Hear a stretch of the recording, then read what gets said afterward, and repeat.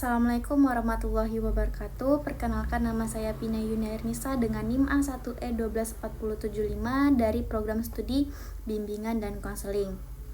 Oke, pada kesempatan kali ini saya akan menjelaskan tentang tes Riasek.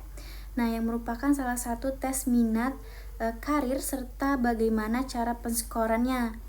Nah, tes ini juga penting dalam bimbingan dan konseling karena dapat membantu seseorang untuk memahami potensi dan arah karir yang sesuai dengan dirinya. Oke, nah tentunya pasti teman-teman semua udah sangat penasaran kan, apa sih itu tes Riasek dan bagaimana nih cara penskoran tes Riasek, terus apa aja nih Riasek itu gitu. Nah, jadi teman-teman semua, tes Riasek ini merupakan sebuah instrumen tes minat karir yang dikembangkan oleh John Holland. Nah, tes ini digunakan untuk mengetahui kecenderungan minat seseorang berdasarkan 6 tipe kepribadian dan lingkungan kerja, yaitu sesuai dengan abjadnya Riasek. Nah, yang pertama ada realistik atau menyukai kegiatan praktik seperti teknik, lapangan, dan kerja fisik. Nah, kemudian juga ada I atau investigatif. Nah, investigatif ini cenderung orangnya itu menyukai penelitian, analisis, dan pemecahan masalah. Nah, kemudian ada A atau artistik. Nah, orang yang artistik ini menyukai seni, kreativitas, dan kebebasan untuk berekspresi. Kemudian ada S atau sosial. Nah, orang tipe kepribadian sosial ini dia lebih menyukai membantu, mengajar, berinteraksi dengan orang lain. Kemudian ada E atau enterprising. Nah, orang yang enterprising ini menyukai memimpin, memengaruhi, dan berwirausaha. Kemudian yang terakhir ada C atau konvensional. Nah, konvensional ini orangnya itu menyukai administrasi, data-data, dan pekerjaan yang teratur. Nah, kemudian juga tes ini juga membantu konselor untuk memahami kecenderungan minat karir konseli ini secara sederhana sebagai dasar layanan bimbingan karir. Nah, jadi dalam tes Riasek ini tentunya ada cara penskorannya. Nah, untuk cara penskorannya, pada proses penskoran tes minat Riasek dari John Holland ini, responden diminta untuk memberikan tanda checklist pada pertanyaan yang sesuai dengan minat dirinya. Nah, kemudian setiap jawaban yang diberikan tanda checklist itu memperoleh skor dengan nilai 1. Nah, sedangkan jawaban yang tidak di checklist atau tidak dicentang oleh konseli itu memperoleh skor nilai 0.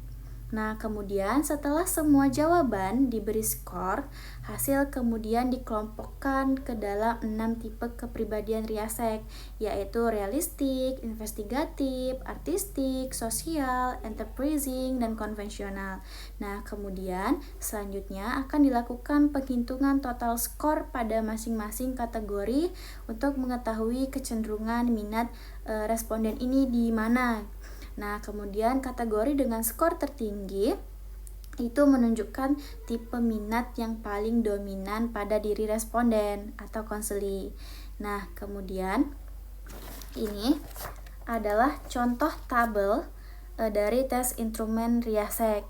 Nah, tes ini disusun secara sistematis untuk mempermudah proses pengolahan dan interpretasi hasil dari tes Riasek.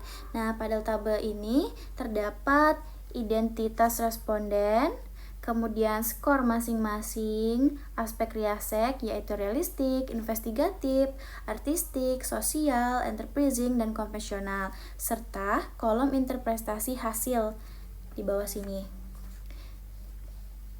Nah, melalui tabel ini, peneliti atau konselor dapat lebih mudah untuk melihat tipe kepribadian yang dominan setiap responden berdasarkan skor tertinggi yang diperoleh. Nah, selain itu, penyajian data dalam bentuk tabel ini juga lebih sistematis dan mudah dipahami, dan juga memudahkan proses analisis maupun penyampaian hasil kepada responden. Oke, jadi ini adalah contoh instrumen Riasek seperti ini. Nah, di instrumen Riasek ini terdapat identitas dari responden, terdapat di bagian atas, kemudian di sini ada beberapa pertanyaan. Kemudian juga di sebelah sini terdapat beberapa kolom. Nah, dari kolom-kolom tersebut ini ada kodenya, yaitu kolom pertama itu R, kolom kedua itu I, kolom ketiga itu A, kolom keempat itu S, kolom kelima itu E, dan kolom keenam itu C. Jadi nanti responden atau konseli silakan mencentang atau menceklis beberapa pertanyaan di sini yang sesuai dengan dirinya masing-masing. Kemudian di paling bawah ini terdapat yang namanya jumlah total. Seperti ini, kolom bawah ini. Nah, oke.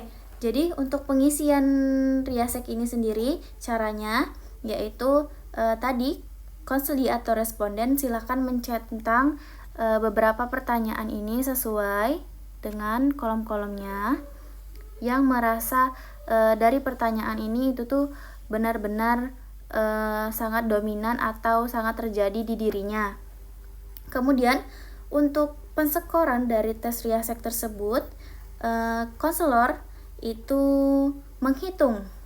Jadi yang dihitung adalah ini kan sudah di checklist oleh responden atau konseli. Nah, yang konselor lakukan adalah menghitung beberapa checklist yang dicentang oleh konseli atau konselor. Nah, semisalnya contohnya ini di kolom yang pertama, di kolom nomor 1, di kolom nomor 1 ini konseli itu mencentang hanya 1 di bagian atas. Nah, di bagian atas ini atau di bagian kolom 1 itu konseli cuman mencentang 1. Jadi kita tulis untuk hasilnya, kita tulis di bawah sini itu angka 1. Nah, kemudian di kolom nomor 2 itu kita hitung lagi beberapa yang dicentang konseli. Nah, di sini untuk kolom nomor 2 konseli mencentang 2. Jadi kita tulis di kolom nomor 2 itu jumlahnya 2. Kemudian di kolom 3 nih, di kolom 3 itu tidak ada satupun yang konseli centang. Jadi kita tulis angka 0. Kenapa angka 0? Karena untuk penskoran dari instrumen Riasek ini 1 kali centang itu nilainya 1. Jadi semisalnya konseli tersebut mencentang 2, berarti 1 ditambah 2 jadi hasilnya 2 untuk skorannya. Nah, kemudian di kolom nomor 4, lanjut di kolom nomor 4 ini konseli mencentang ada 1, 2, 3, 4. Ada 4 yang dicentang. Nah, kita tulis di bawah itu angka 4. Kemudian di kolom nomor 5, konseli mencentang 2. Jadi kita tulis 2. Kemudian di kolom nomor 6, itu konseli mencentang 2. Jadi kita tulis 2. Oke. Nah, jadi untuk yang sebelah cara menghitungnya sama dengan yang sebelah sini. Kemudian untuk kolom yang terakhir, kolom yang paling terakhir atau jumlah total, ini cara menghitungnya dengan cara untuk kolom yang di sebelah kanan dan di sebelah kiri itu kita jumlahkan. Jadi semisalnya untuk kolom nomor 1 kita jumlahkan dengan kolom nomor 1 kiri dan kanan itu kita jumlahkan. Jadi di sini kolom nomor 1 di sebelah kanan ini 1, di sebelah kiri ini 4. Jadi kita jumlahkan 4 ditambah 1 sama dengan 5. Nah, kita tulis di kolom nomor bawah ini. Di kolom bawah ini kan yang nomor 1. Nah, di nomor 1 ini kita tulis hasilnya 5. Kemudian yang selanjutnya di sini di kolom nomor 2 sebelah kanan itu hasilnya 2 dan di sebelah kiri itu hasilnya 0. Jadi kita tulis lagi di kolom nomor 2 ini hasil total akhirnya 2. Begitu untuk penskoran total akhirnya. Nah, dari ini tadi kita bakalan mengetahui tipe kepribadian yang mana nih lebih dominan dari konseli itu dengan cara kita ambil tiga nilai tertinggi dari hasil akhir nilai total tadi. Nah, di sini nilai akhirnya yang paling tinggi itu ada 8, 5, dan 4. Nah, jadi kita ambil yang 4 ini kodenya S. Kemudian berarti orang ini atau konseli ini lebih dominan ke tipe kepribadian yang sosial. Nah, kemudian yang selanjutnya yang nilai tertinggi yang kedua itu ada di R, berarti realistik. Nah, kemudian juga yang ketiga itu ada di 4. 4 itu E atau enterprising. Nah, jadi begitu untuk cara penskorannya. Oke, untuk hasil dari tes Riasek yang dilakukan oleh responden ini, tipe kepribadian yang lebih dominannya itu ada di huruf S atau sosial. Nah, di mana tipe ini, individu dengan minat sosial ini lebih menyukai aktivitas-aktivitas kerja yang berhubungan dengan individu lainnya. Nah, mereka juga senang membantu dan memajukan orang lain.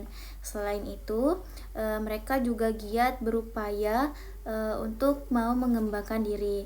Mereka lebih suka berkomunikasi dengan orang lain daripada bekerja dengan objek, mesin, ataupun data-data. Nah, mereka juga suka mengajar, memberikan saran, membantu, atau dengan kata lain memberikan layanan pada orang lain. Nah, itu adalah hasil dari interpretasi tes Riasek yang dilakukan. Nah, tentunya dari tes Riasek ini juga terdapat keterbatasan. Nah, keterbatasan dan interpretasi hasil tes dan resiko dari tes Riasek ini yaitu tes ini memiliki keterbatasan karena hasil yang diperoleh hanya menggambarkan kecenderungan minat responden pada saat pengisian tes berlangsung.